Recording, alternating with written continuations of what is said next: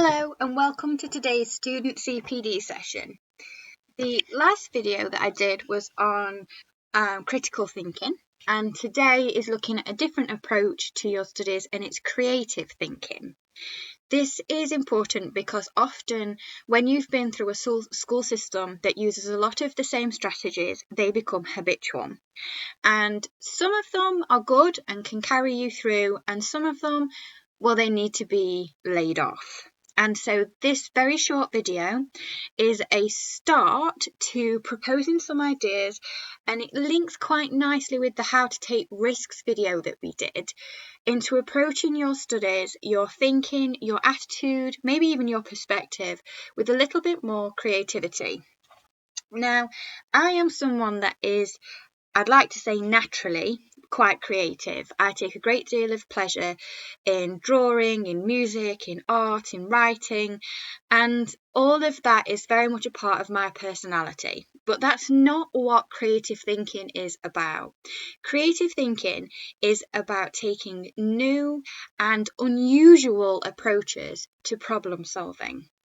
So let's get started. As with most things, when you engage with them, understanding the force behind it or the goal is your first step.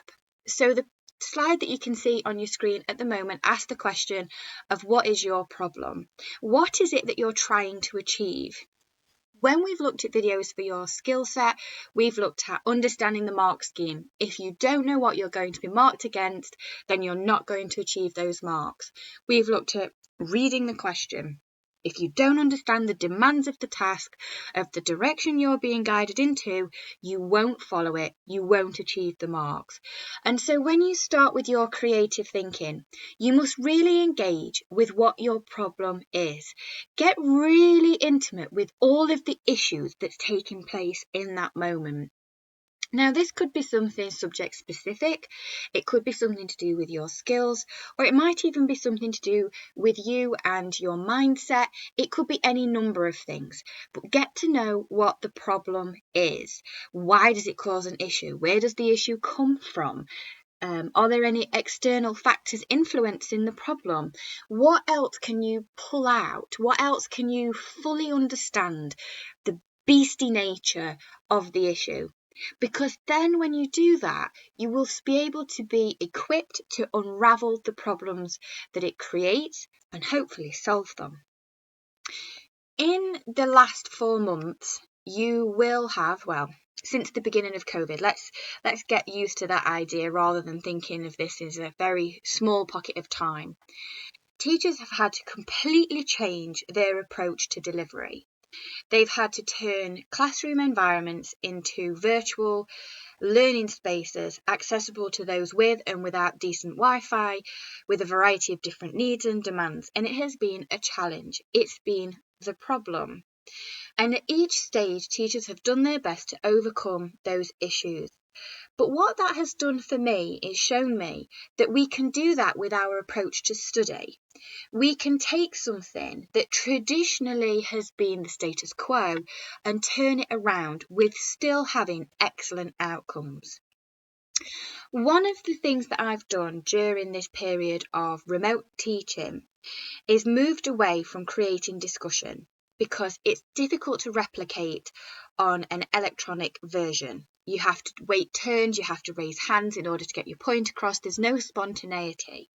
So instead of delivering in a traditional format in the classroom where you would have that interaction, we moved very quickly to a lecture.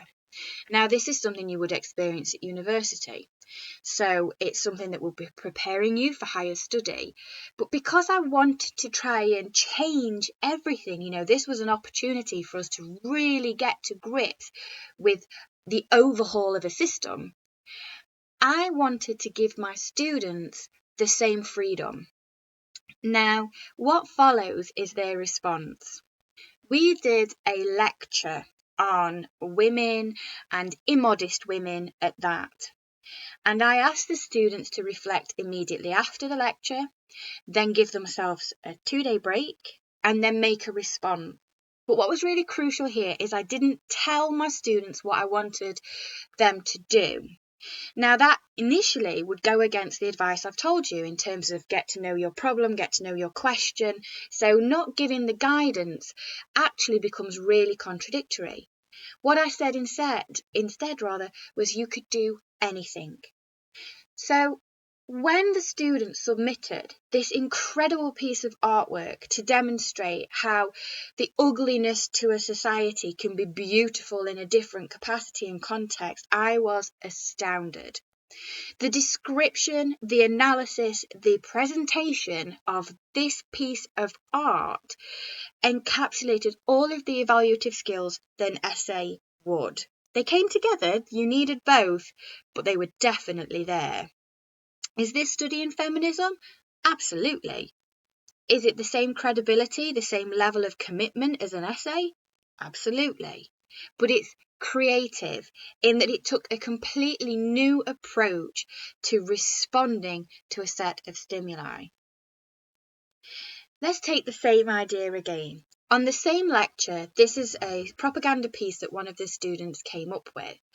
And again, as an electronic original drawing, I was amazed. And again, the verbal description and justification of this was profound. Now, the things that you've looked at so far, when I've said about creative thinking, both of them have been creative outputs. But that doesn't always have to be the way. And again, that's not really the direction I'm taking you in. I don't want you to start handing in collages or self-portraits as pieces or supplements to your coursework. It wouldn't be appropriate. But what I do want you to do is be prepared to think of novel ways to present a response to a problem. One of the things that I want to get students engaged with is making them feel in line or on board with their course. And it's difficult to do that in literature. We often study dead white men. And so how do we relate to that? So thinking along those lines, thinking about wanting to capture the enjoyment, I again allowed for more freedom. And so I set up a show and tell. And the show and tell, as long as it was connected, they could do anything. This is Daisy. Daisy the dog appeared in my classroom as part of Gatsby revision. The impact that it had was amazing. It brought more staff members to my room than have been in my classroom, I think, in the last 2 academic years. And the smiles on the student faces were completely worth the paperwork. Now, all of those have been very much about me and my experience during remote teaching and just before.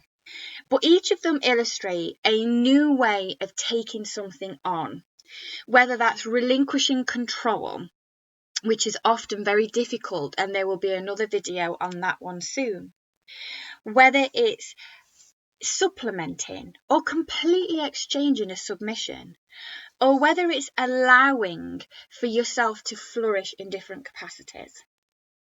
What I would like you to think about is something that you find difficult, and it can be anything. It might be concentrating during reading. It might be getting distracted from social media, that you spend too much time on social media.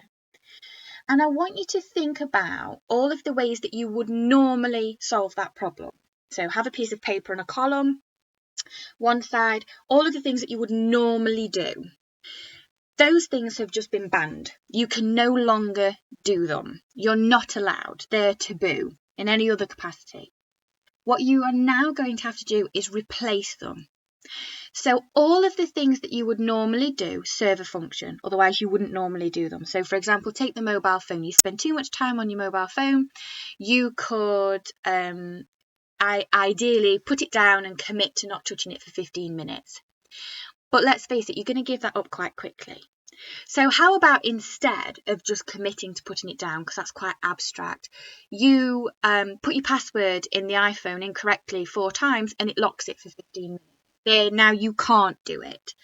You've taken the problem and you've approached it in a new way. You could even put your phone in the microwave where it won't get signal, so you can't answer it, although don't turn the microwave on.